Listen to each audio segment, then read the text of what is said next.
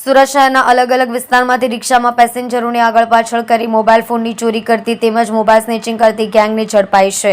ખડોદરા પોલીસે 2 રીઢા આરોપીઓને ઝડપી પાડ્યા છે। પોલીસે આરોપીઓ પાસેથી 4.69 લાખની કિંમતના 54 મોબાઈલ ફોન કબજે કરી કાયદેસરની કાર્યવાહી કરી છે। સુરતમાં છેલ્લા ઘણા સમયથી રિક્ષામાં મુસાફરો સાથે મોબાઈલ અને રોકડ રૂપિયાની ચોરી કરતી ગેંગનો ત્રાસ વધી ગયો છે। સુરતના જુદા જુદા વિસ્તારોમાંથી રોજે રોજ આ પ્રકારની ફરિયાદો સામે આવતી રહે છે। ખડોદરા પોલીસે આવી જ ગેંગને ઝડપી પાડવામાં સફળતા મેળવી છે। રૂપાલી નહેર 4 રસ્તા પાસેથી 36 વર્ષીય આરોપી શૈલેષ શંકરલાલ પરમાર અને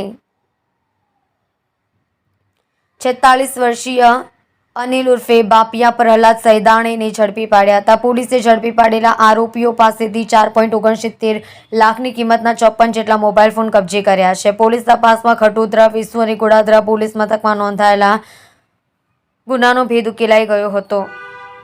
ઉપરાંત કાપોદ્રા, પાંડેસરા, સુરત રેલવે પોલીસ સલથાણ અને રાંદેર પોલીસના EFIRના નોંધાયેલા ગુનાનો ભેદ પણ ઉકેલાઈ ગયો હતો। આ ઘટનામાં પોલીસે સલમાન ઉર્ફે સલમાન હડ્ડી ઘસવાલા અને અહમદ રઝા આસિફ પઠાણને વોન્ટેડ જાહેર કર્યા છે। પકડાયેલા આરોપીની ગેંગ સુરતના જુદા જુદા વિસ્તારમાં રિક્ષામાં જઈ મુસાફરોને બેસાડતા હતા અને ત્યારબાદ પાછળથી સીટ પર બેસતા નહીં ફાવતું હોવાનું કહી આગળ પાછળ કરીને મુસાફરનું ધ્યાન ભટકાવી તેમની પાસેથી મોબાઈલ ફોન ચોરી કરી લેતા હતા। આ ઉપરાંત શહેરને જુદા જુદા વિસ્તારમાં એકલ દોકલ જતા રાહદારીઓના હાથમાંથી મોબાઈલ સ્નેચિંગ કરી લેતા હતા। જીઓ રાજેશ મંગલી સાથે સુરત એક્સપ્રેસ ન્યૂઝ ચેનલ। આજ રોજ ખડોદરા પોલીસ સ્ટેશન વિસ્તારમાં સર્વેલન્સ પેટ્રોલિંગ મહત્વ દરમિયાન બાતમી હકીકત મળેલ કે રૂપાલી નહેર ખાતે 2 ઈસમો ચોરીના મોબાઈલ વેચવા માટે ફરે છે। જે બાબતે ખડોદરા પોલીસે સ્થળ પર જઈ તહકીકાત કરતા 2 માણસ મળી આવેલા બાતમી મુજબ, જેમનું નામ અનિલ સેંદોણે તથા શૈલેષ શંકરલાલ નાઓનું જણાવેલ, તેમની અંગઝડતીમાંથી કુલે 3+2 એ રીતે 5 મોબાઈલ મળી આવ્યા।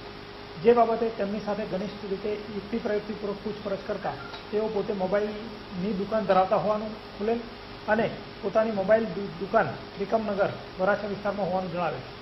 જેથી પોલીસે ત્યાં જઈ તપાસ કરતા તેમની દુકાનમાંથી 49 મોબાઈલ મળેલા, જેમાં કુલ્લે 54 મોબાઈલ મળી આવેલા, જેની કિંમત 4,69,000 રૂપિયા જેવી થવા જાય છે। જે મોબાઈલમાંથી સુરત શહેરના 3 નવા અને 5 EFIR પર એમ કુલ્લે 8 ગુના ડિટેક્ટ થયેલા, જેમાં પાંડેસરા 2, સુરત રેલવે 1, ખડોદરા, વેસુ અને અલથાણના જુદા જુદા ગુના ડિટેક્ટ થયેલા છે। જે આધારે તેઓની ધરપકડ કરવામાં આવેલ છે અને ત્યારબાદ તેમને રિમાન્ડ લેવામાં આવનાર છે।